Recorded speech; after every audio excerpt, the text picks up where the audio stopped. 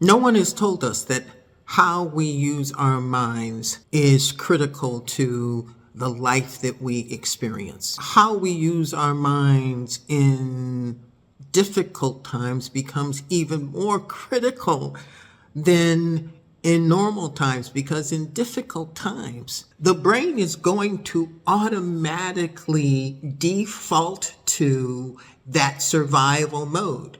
It's going to do that because the brain has been conditioned over hundreds of millions of years to default to worry, doubt, and fear, to seeing what's wrong and getting caught up in it to the point that the external experience begins to control who we are. If we want to hold on to or expand or build a more resilient self internally, we have to be mindful that how we use our minds matters.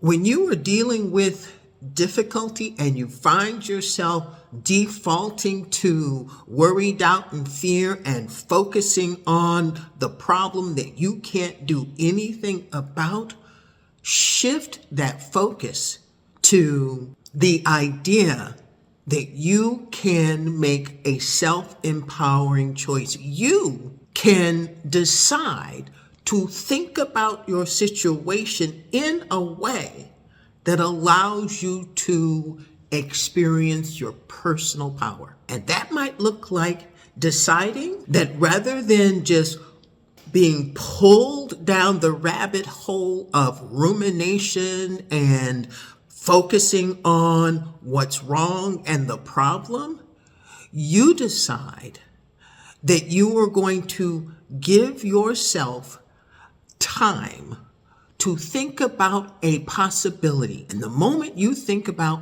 how you might do something, or how you might make a difference, or how you could make a phone call, or whatever it is, the moment you start thinking about what might be possible, you will feel an elevation inside of you. That elevation is freaking hope.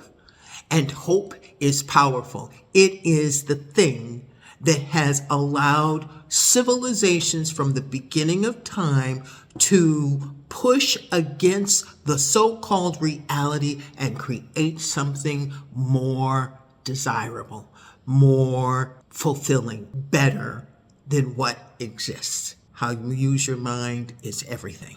Thrive instead of survive. I'm loving you.